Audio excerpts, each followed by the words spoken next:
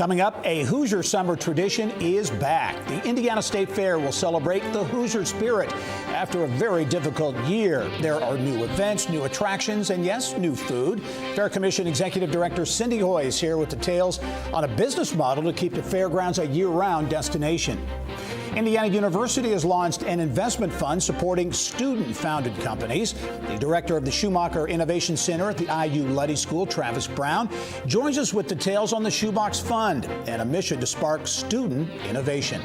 Plus, I'm Mary Rachel Redmond, sitting inside an exact replica of one of Vincent van Gogh's most famous paintings, The Bedroom. We go inside Newfield's The Loom. I'll have more coming up. Details on those stories and much more ahead on this edition of Inside Indiana Business.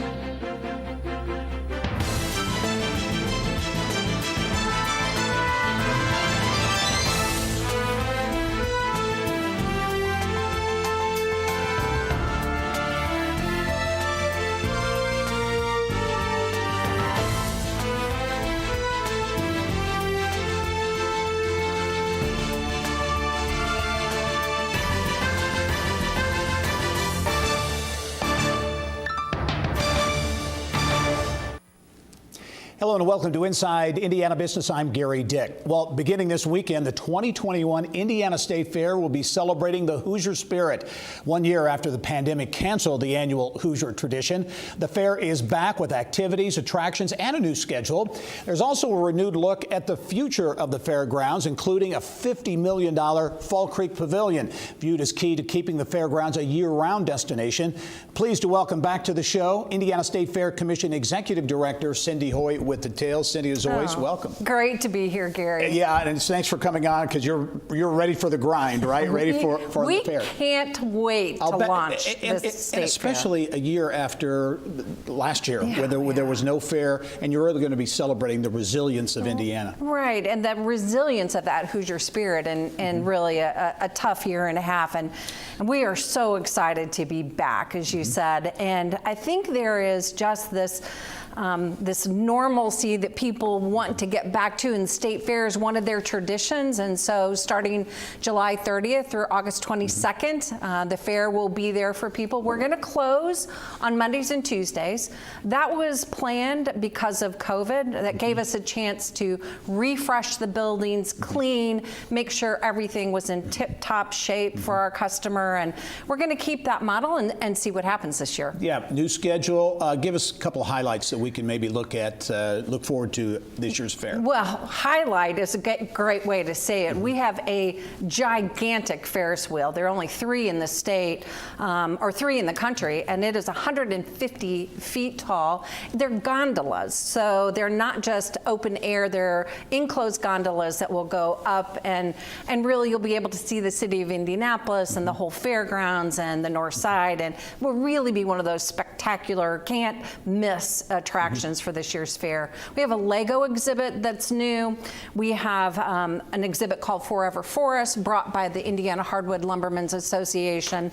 That will be new and different. Another double-decker carousel. So all those new things. But then, Gary, as we know, our Hoosiers love all those fair foods and the new ones that are coming out this year. You talk about the view of Indianapolis and the fairgrounds. Both have changed dramatically over the years. Certainly when you look at the Indiana State Fairgrounds, it is a year-round destination, $200 million plus in direct economic impact, and it's changing. You're really looking to the future. You look at the Coliseum, the basketball, the Horizon League, and IUPUI, and March Madness was hosted this year, which was quite an event. Right, I call us a Cinderella story for March Madness from a venue standpoint, right? Never would have thought the Indiana Farmers Coliseum would be in that position, but we look at this operation. Our gates are never closed. We're 250 acres in the heart of Indianapolis, job equivalency of 1,100 jobs that are because of this historic institution. And when we look at renovating spaces, building new spaces, we're not only looking at the fair, but also how do we maximize the usage of that space throughout the year? Yeah, and a great example, I think, you're going to break ground very soon, be a ceremonial event, I think, during the fair for the Fall Creek Pavilion. million. This is a major facility, $50 million, and it's about more than agriculture, right? Right. So if this is a 100-year-old open-air structure that we are going to convert into an enclosed space that will maximize the usage throughout the year. It'll be a premier facility for the swine showcase, but also it'll be a premier facility for some other potential ideas we're kicking around, is maybe an indoor track and field venue with a temporary track that will fit nicely in between the columns, so that we can become part of the landscape with the Sports Corporation and the City of Indianapolis elevating sports. In addition to that, it will also be a nice piece of real estate for our typical and long-term customers like Boat Sport and Travel Show, Meekum Car Auction, that are constantly looking, how can we develop and expand our spaces for our customers and our products? Yeah, so it would seem that you really feel the fairgrounds potentially could be a real part of the sports movement here in Indianapolis and Indiana. You talk about the Coliseum and basketball, track and field, the potential there as well. Right. So we're at the stage right now of developing our research, making sure that we have the business plan that all makes sense. We're putting the shovel in the ground, so that structure will begin changing over in this fall. It will not be in use for the fair of 22, but we'll come back with some different plans, and then we will open the doors for the fair of 23. All right. Indiana State Fair Commission Executive Director Cindy Hoy. Cindy, thanks for joining us. I know you're rested up and ready to go. We can't wait to show people this edition of the fair. That's good. 164 years. All right. Well, good luck this year and beyond. Thanks for joining us. Well, my guest on this week's edition of the Business and Beyond podcast has a passion for Hoosier agriculture, and he's using his technology expertise to help grow the state's ag sector. Chris Baggett started out in the dry cleaning business in Greenfield, went on to be a co-founder of marketing tech giant ExactTarget, which eventually sold to Salesforce for $2.5 billion. Baggett then followed his passion for ag and food, establishing Tyner Pond Farm in Hancock County, then used his tech talents to launch the popular food delivery service Cluster Truck, a concept that has seen big growth in Indiana and beyond over 5 years. Abe Lincoln said, if I had 6 hours to chop down a tree, I'd spend the first 4 hours sharpening my axe. And that's kind of how we feel right now, that we've spent the last 5 years really sharpening our axe. Much more with Indianapolis entrepreneur Chris Baggett, including him discussing for the first time publicly a recent battle with cancer. That's on this week's edition of the Business and Beyond podcast. To check it out, go to InsideIndianaBusiness.com and click on the subscribe tab. The Shoebox Fund, giving innovative student entrepreneurs at Indiana University a boost to build, launch, and sustain startups. We'll have details when we come back.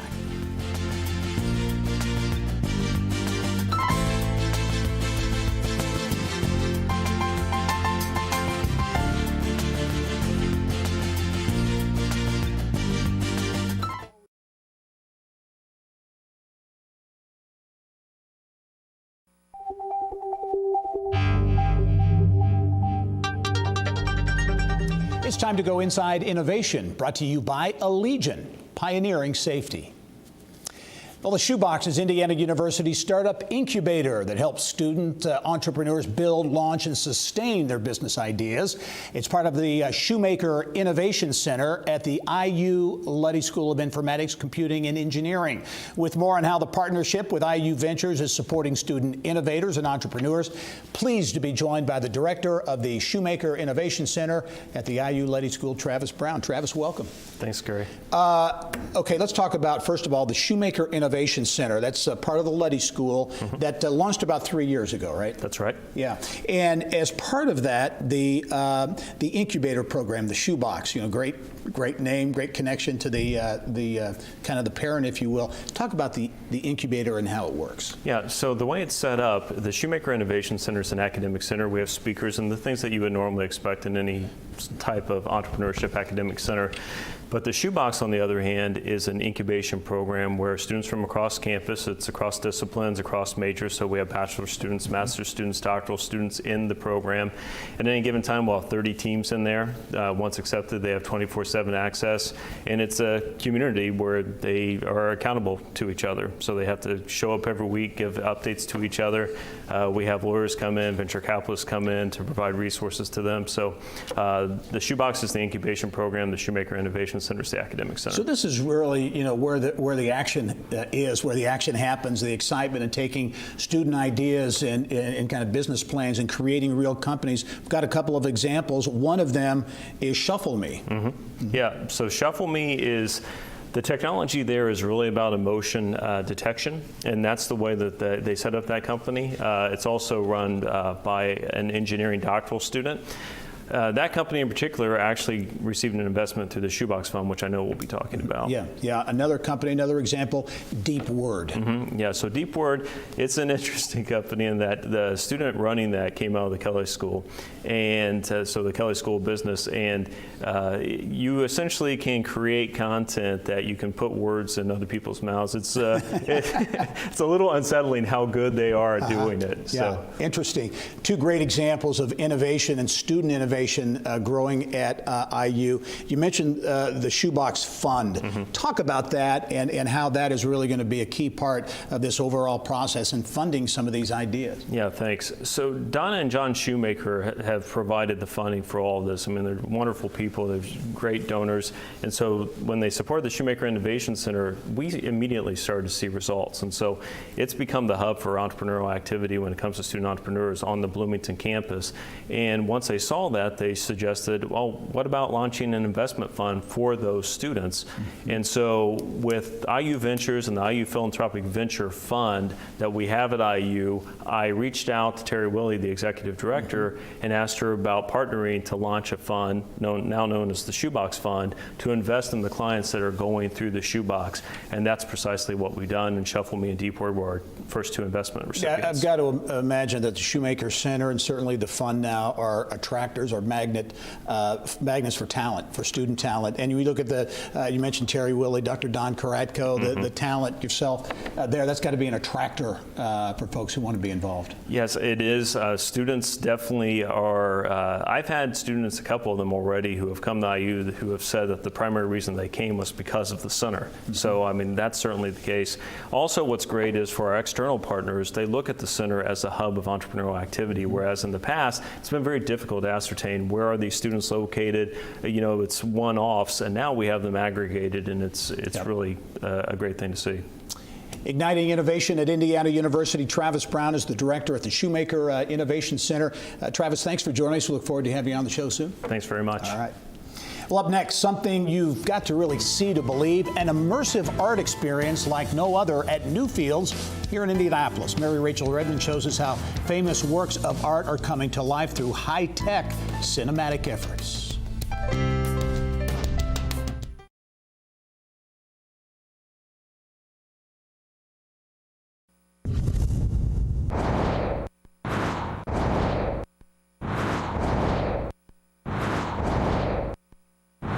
Here's what's making news now around Indiana. Newfields has officially opened The Loom. It's a new permanent exhibit that takes art into the digital world and beyond. Taking up the entire 4th floor of the museum, visitors can walk through nearly 30,000 square feet of interactive galleries featuring the works of Dutch painter Vincent van Gogh. Around Indiana reporter Mary Rachel Redmond has more. He's one of the most celebrated and influential artists of all time.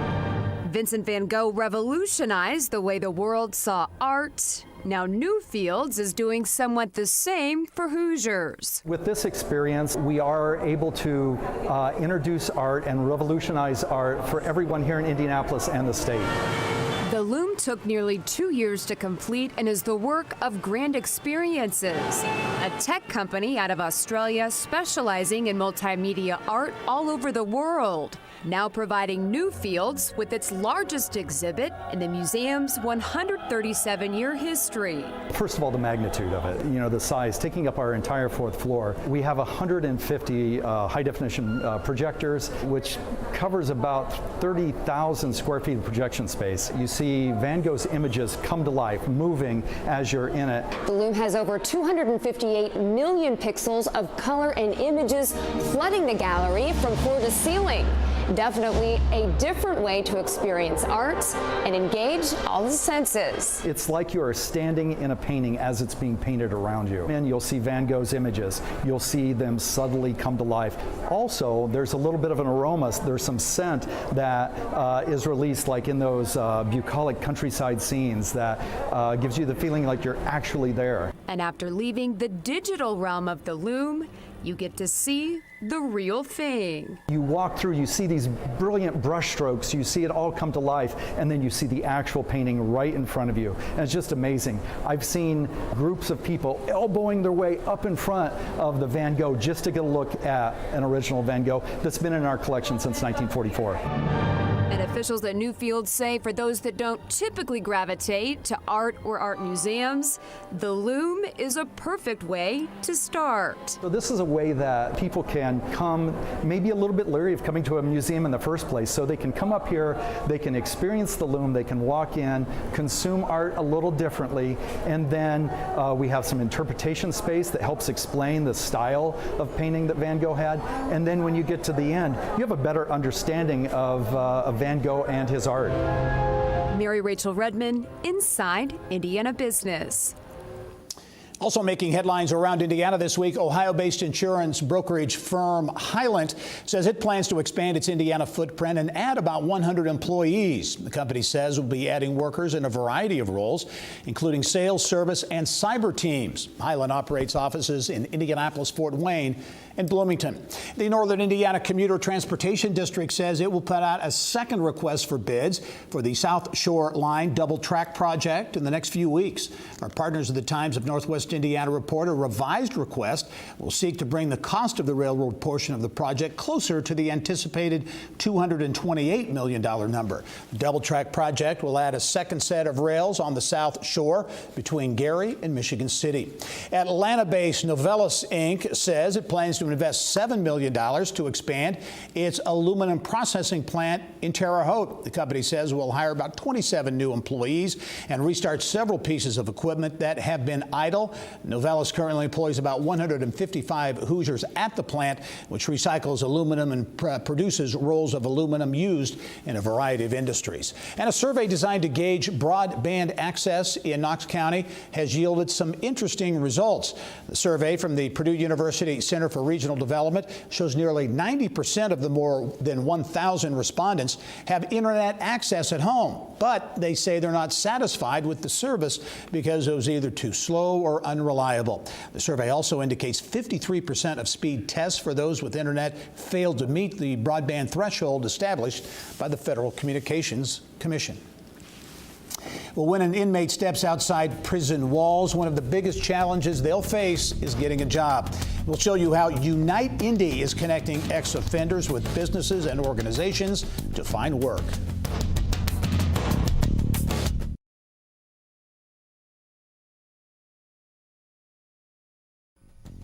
Well, Unite Indy was founded 4 years ago to bring volunteers and other resources together to help those living in poverty. The organization has expanded its mission to helping connect people coming out of long-term incarceration with employers willing to offer a second chance. With more on the mission of Unite Indy and some interesting findings from a just-released report, pleased to welcome to the show the President and Chief Unity Officer of the organization, Jim Cotterill. Jim, great to see you. Thanks, Gary. It's nice to be here. Talk about Unite Indy, because again, you started 4 years ago with the intent to really help those in poverty, and you've really kind of, expanded or narrowed that mission here. Talk about the organization. Well, in order to help people in poverty, we thought the best way to do that was to bring work to the table, jobs that pay a living wage. And in doing that, and in meeting urban pastors and other folks who are real involved in these communities, what we learned is the people that have the hardest time getting jobs are those who have been incarcerated. And that, through a long story, which we don't have time for, we got involved kind of with that community, and we're really zeroed in on it now. We're laser focused on that population. And the number of offenders coming out of incarceration on an annual basis, just specifically here in Marion County, is a big number. 12,000 a year.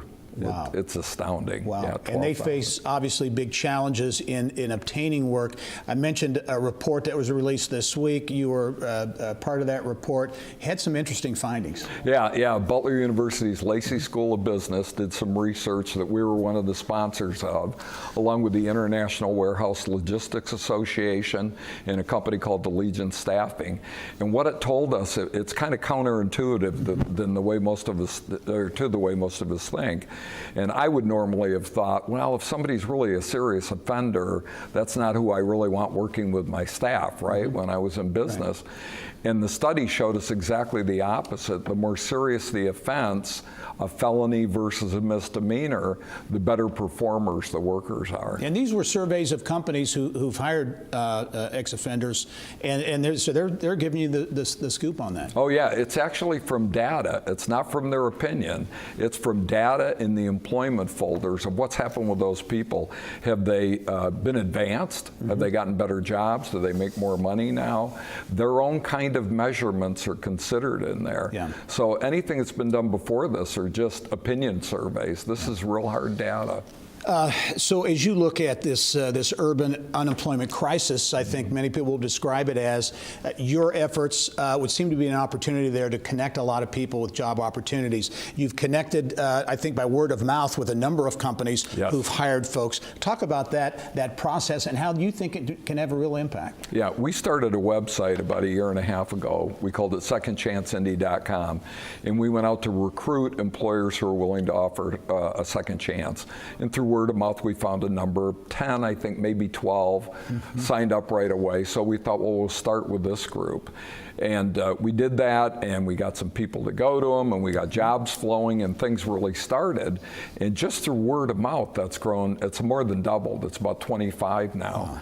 And we didn't have the study to show the results that these people are well worth taking a chance on. Yeah, and you think it can grow exponentially. And that front-end training, I know you think is a really important part of the equation, right? You bet. Yeah, if you're coming out of incarceration, it's a whole different atmosphere than the workplace culture, right? So first of all, you got to go back to the basics and let people know that they were designed to work, they're made to work, there's dignity in work, work's a good thing, you can support your family through work, all that. And then, of course, how to write a resume and how to go through an interview. We take employers right into the class. So we'll be in the Marion County Jail conducting these classes, and we'll be taking employers in there with us. Jim Cotterill, Unite Indy, really a great program. We look forward to following it. Thanks, Jim. Thank you. Thank you. All right.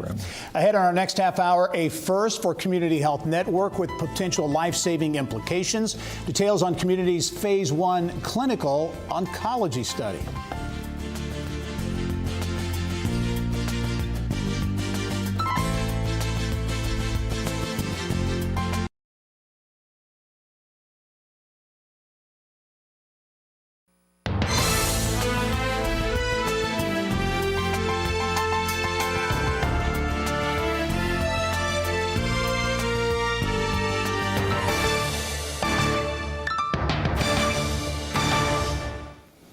Well, Community Health Network is conducting its first ever Phase 1 clinical oncology trial, and it could have some life-saving implications. Genomic testing playing a key role in identifying a patient. Another huge differentiator, Community's partnership with Tempus, a biotech company that has built the world's largest library of clinical and molecular data. For more, I'm pleased to be joined by Community Health Network Oncology Research Director, Dr. Bert O'Neill. And Dr. O'Neill, thanks for joining us. Thank you very much, Gary. I appreciate it. Talk about the significance of this Phase 1 clinical trial. First one that Community has done. Really only a handful of hospitals do this kind of thing. Why is it important?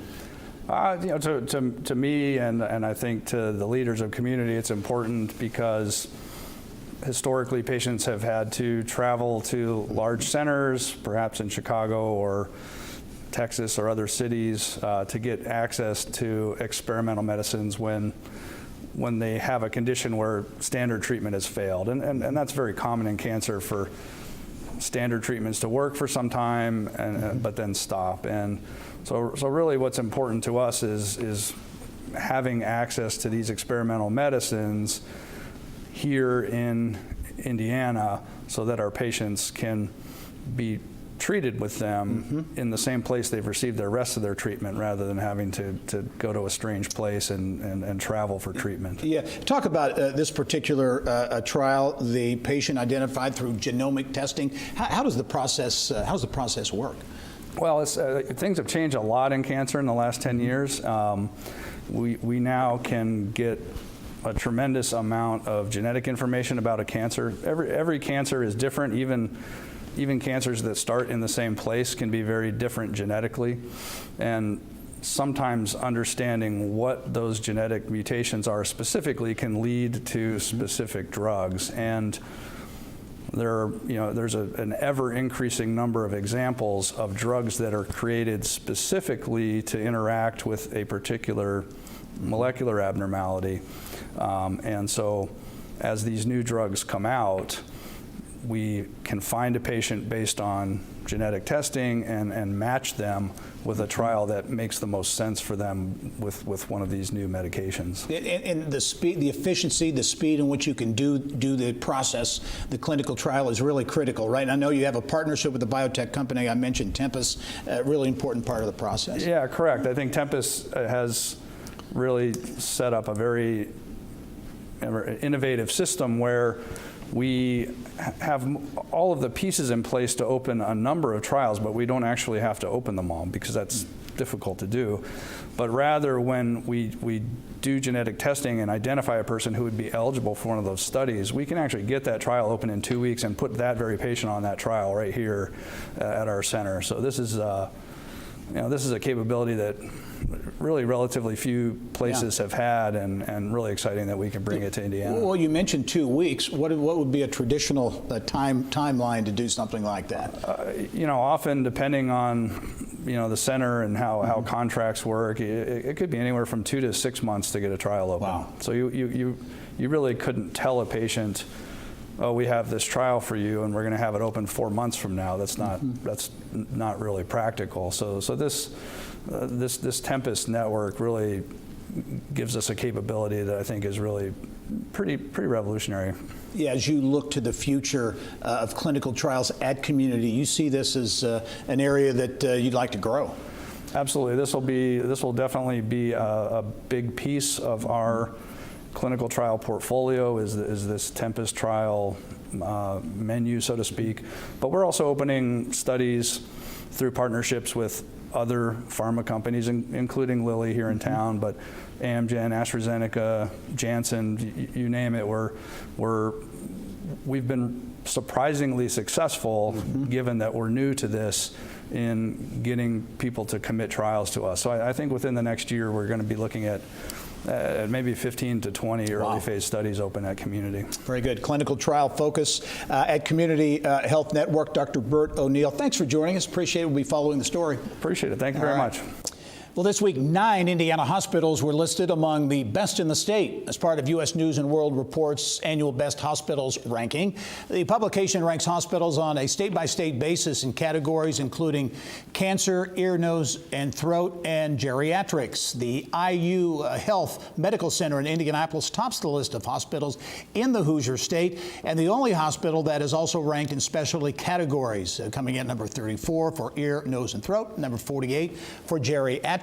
And you can connect to the full lists at InsideIndianaBusiness.com.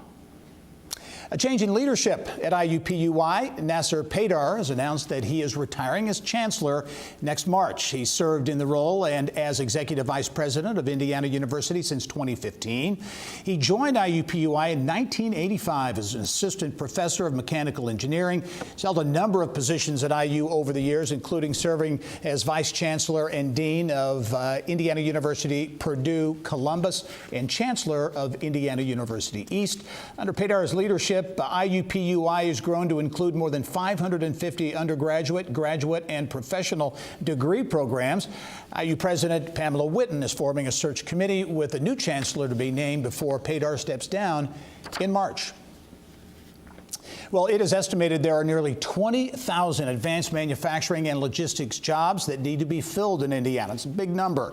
It's a state the National Association of Manufacturers ranks as #1 for manufacturing growth. The average salary of those jobs, nearly $80,000. So Connexus Indiana's put together a new strategy to help boost the state's manufacturing and logistics talent pipeline. And with more on the Make in Move initiative, pleased to be joined by Ivy Tech Community College President Dr. Sue Ellspermann and Connexus Indiana Chief Talent Programs Officer Bradley Rohrer. And welcome to the program. Thanks you, Gary.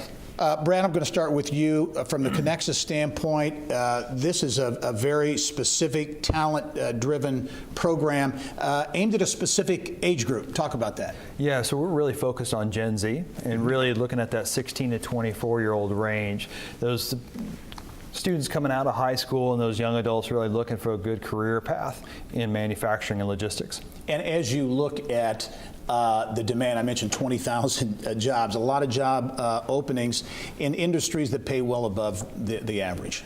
Oh yeah, well above the average, great benefits, health care, and then career opportunities. It really aligns with the mindset and characteristics of Generation Z. Mm-hmm. They want to see that opportunity for growth. They want to be able to use their technical skills.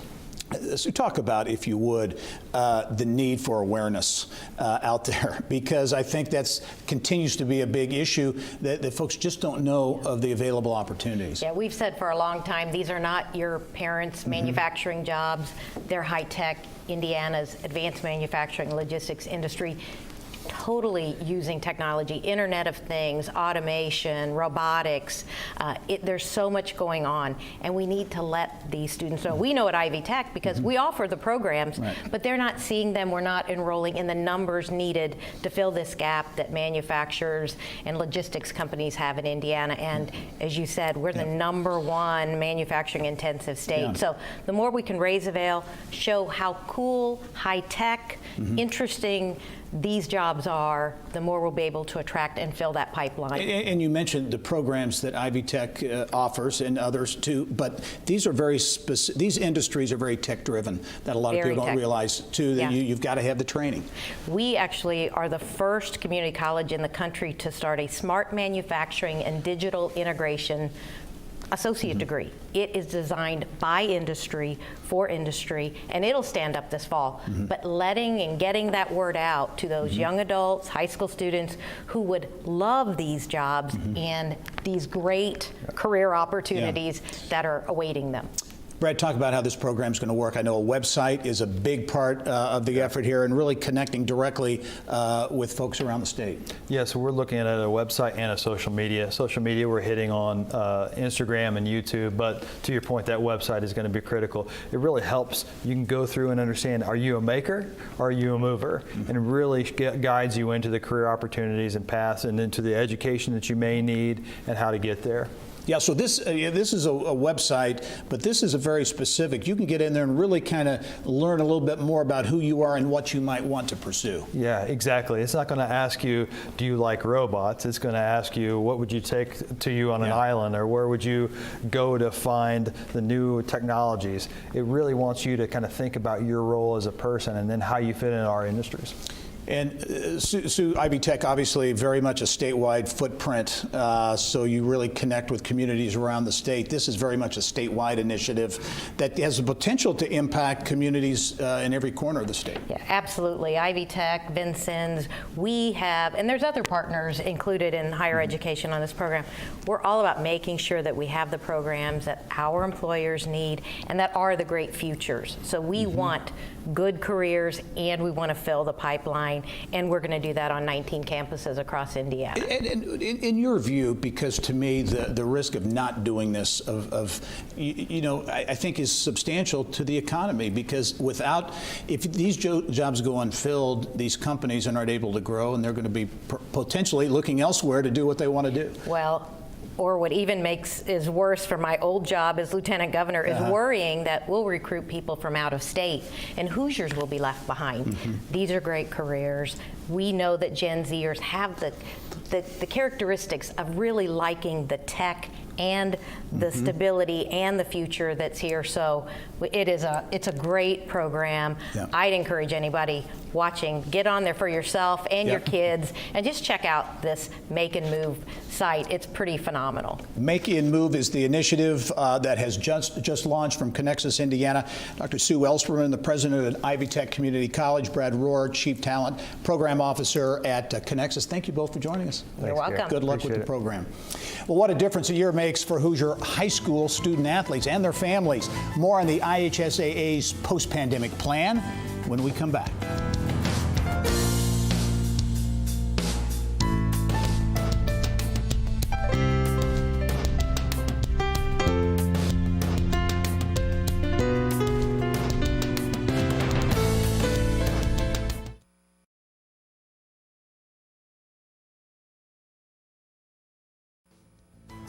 Well, high school athletes all over the state of Indiana gearing up for a fall sports season that will look far different than it did 1 year ago. The pandemic forcing the cancellation of spring sports in 2020, altered practices for fall athletes, and a limited number of fans allowed to watch the games.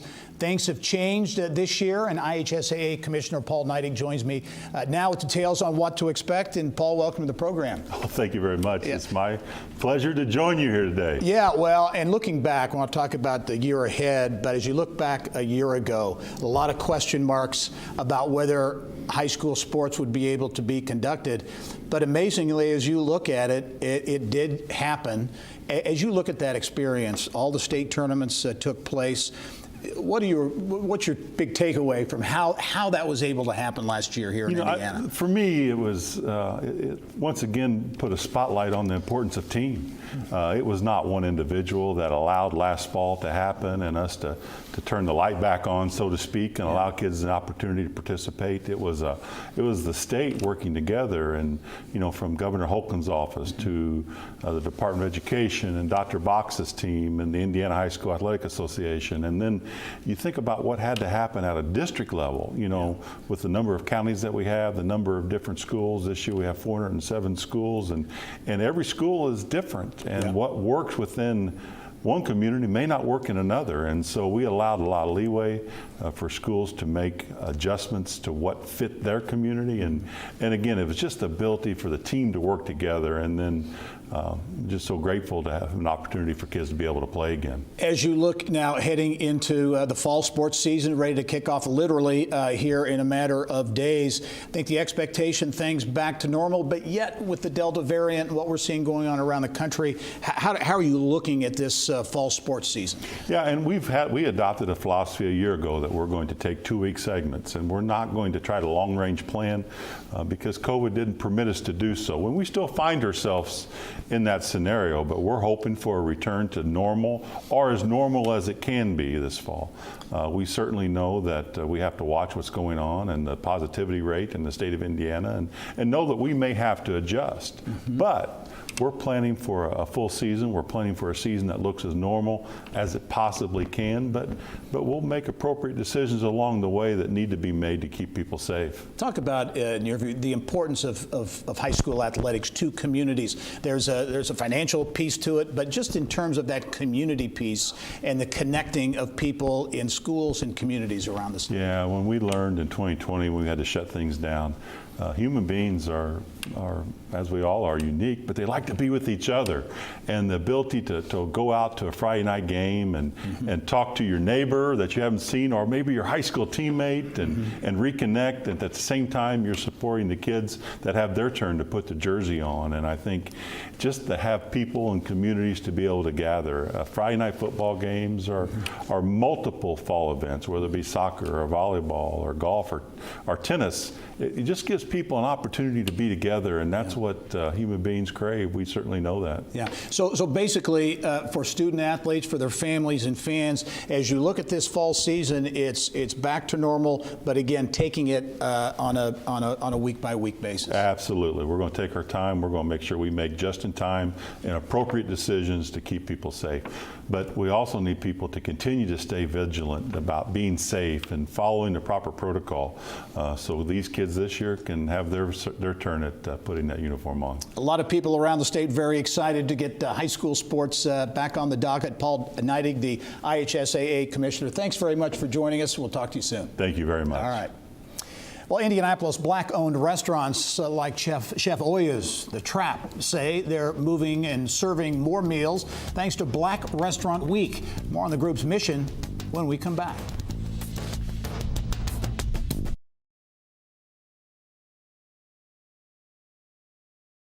I'm really grateful for gaining some prominence for what I do, and I don't know if that would have happened without Black Restaurant Week.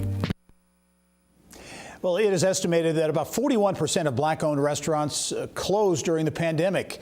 Enter a nationwide organization called Black Restaurant Week. The group's mission to promote and support the black culinary industry by celebrating the flavors of African, African-American, and Caribbean cuisine. Black Restaurant Week Midwest Indianapolis, part of this year's effort, the No Crumb Left Behind campaign. And for more, I'm pleased to be joined by Black Restaurant Week National Food and Beverage Manager Alicia Hightower and the owner of Chef Oya's, The Trap, here in Indianapolis, Oya Woodruff. Ladies, welcome to the program. Thank you so much. Thank you for having me. Absolutely. Alicia, I know you're coming to us from Kansas City and you're part of the national organization. Give us a thumbnail description of Black Restaurant Week, founded 6 years ago, really what the mission of Black Restaurant Week is. Absolutely. What our mission is definitely to bring awareness, brand awareness, and additional economic stimulus to these businesses that are sometimes overlooked and unnoticed. We have our, like you stated, No Crumb Left Behind, where our goal this year is to help 1,000 culinary businesses across the nation through our marketing efforts and campaigns. Certainly, the restaurant business is always a challenging business, no matter the timing, but the pandemic obviously put additional stress. And then when you look at the failure rate, some of the hurdles that black-owned restaurants are faced with, that really adds to the situation. Oh, absolutely. So many of these businesses have started their business with using personal savings, help from family and friends to get it off the ground. So they don't have that extra budget that is needed to properly market their businesses locally and definitely not on a national level. So that's where we come in. Yeah, and certainly Black Restaurant Week is running through the weekend, so you still have time to get there. And one of the restaurants participating here in Indianapolis is Chef Oya's The Trap. Oya Woodruff, give us a thumbnail description of your restaurant there at 34th and Keystone. I know you're getting very close to 5 years in business, so you're coming up on a milestone. We are coming up at a milestone. We'll reach 5 years at the beginning of 2022. We are a locally owned seafood restaurant here in Indianapolis. We do a boil-style seafood tray, and one of our specialties, or the specialty, the thing that makes us The Trap, is our trap butter, and it's a house-made butter sauce that comes in 5 flavors that you can slather all over the seafood of your choosing. That sounds very good. Give us an idea. The restaurant business is very competitive and a challenging business. What has it been like for your business to survive during and through the pandemic? Gratefully, we have survived. We've had some hurdles. We've had some challenges. Food cost is exorbitantly high right now. However, with campaigns like Black Restaurant Week and the huge amount of support that we get here on a local level is just really amazing. We partner with several local businesses to do businesses. Both, they use our ingredients. A lot of businesses use trap butter in their things, and we also partner with a couple of other restaurants here in the city. So as long as we keep the ball rolling and just partner up with each other, and we get great support, and it's been wonderful to see. Yeah. Alicia, as you look at the landscape, Indianapolis, I think, was your first market for this Black Restaurant Week around the country. But you're in 15 or 16 markets now and locations. So this is really spread. So you feel that there is a real impact that you're having, and you're impacting some of these restaurants around the country. Huge impact. Absolutely huge. Like I was explaining to you earlier, Indianapolis was our very first Midwest city. And last year, 2020, when we celebrated 5 years, even though it was in the middle of a pandemic, we introduced regional campaigns because we wanted to have a farther net to reach. So we wanted to include the whole state of Indiana, not just Indianapolis, the whole state of Missouri, not just Kansas City. So that is really how big and massive the campaign has gotten and how many more people we're able to help. What can folks expect? Again, Black Restaurant Week extends through the weekend here in Indianapolis. What can folks expect when they sample some of these Black restaurants? Special menus, special deals, any of those types of things? Yes. All of them all the participating restaurants will have specials. They also have a bingo card that's really fun. The community can go and they can actually patronize multiple businesses in a very fun, interactive way and have the chance to win $500. But you can go to our website at www.blackrestaurantweeks.com to find all the participating restaurants and their special menu offerings. All right. Alicia Hightower, National Food and Beverage Manager with Black Restaurants Week. Also, Oya Woodruff, the owner of Chef Oya's The Trap. Hey, good luck, Chef Oya, especially in continuing on to that 5-year anniversary. And folks can get out and check out that great butter, right, through the weekend and beyond. Yes, sir. Thank you so much. I appreciate it. All right. Thanks, ladies. Well, this week, Indianapolis-based West Fork Whiskey Company held a groundbreaking for a new agritourism facility near Grand Park Sports Campus in Westfield. The distiller is investing about $10 million into a 35,000 square foot facility, which it says will create more than 50 jobs by 2024. West Fork has designed the 12-acre agritourism destination to include an event center, restaurant and retail space, all centered around highlighting Indiana agriculture and artisanal products. West Fork says it plans to begin hiring for those new jobs next spring. Well, a major player in the agribusiness and technology scene in Indianapolis and Indiana is my guest on this week's Business and Beyond podcast. Chris Baggett founded Cluster Truck about 5 years ago, the technology-driven food delivery service growing exponentially in Indiana and beyond. Baggett was a co-founder of marketing tech giant ExactTarget, which ultimately sold to Salesforce for $2.5 billion, the largest tech sale in Indianapolis history. He shares his passion for entrepreneurship, Indiana agriculture, and also a recent battle with cancer. I had a lump on my throat, right in the corner of my jaw, and I had a dental procedure done. And when I first felt the lump, I thought it was something associated with that, and I didn't really, I didn't deal with it. I ignored it for probably months, and turned out that was a swollen lymph node. I had gone to the doctor for something else. He felt that, was like, uh-oh, and I had a biopsy, and then I actually had a surgical biopsy, and turned out to be this head and neck cancer, which I hadn't really heard of much, but turns out it's a super prevalent cancer. It's like almost an epidemic cancer among men our age, mid 50s to early 60s. Very treatable, fortunately. It's very unfair, right? And that's really the biggest impact on me is just how unfair life is. Like people, that I was in chemo with, that died, and it's just like, man, how do I get to coast through this and other people don't, sorry, tearing up a little bit, but it's that, and I've heard people talk about like this survivor guilt, of, why do I get off, and some poor mom, with little babies doesn't. Join me for a candid conversation with Indianapolis tech and culinary entrepreneur Chris Baggett on the next edition of the Business and Beyond podcast. To check it out, just go to InsideIndianaBusiness.com and click on the subscribe tab. And I'll be right back after this. Stay with us.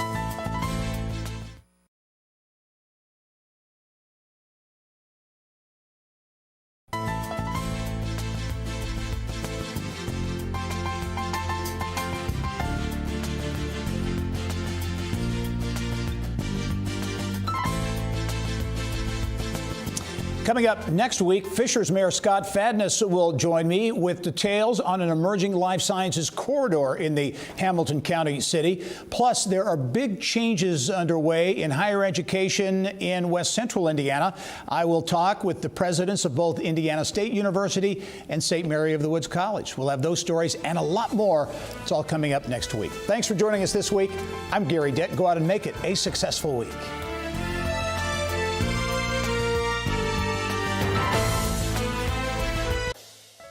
Inside Indiana Business with Gary Dick is a production of Grow Indiana Media Ventures with support from WFYI Productions.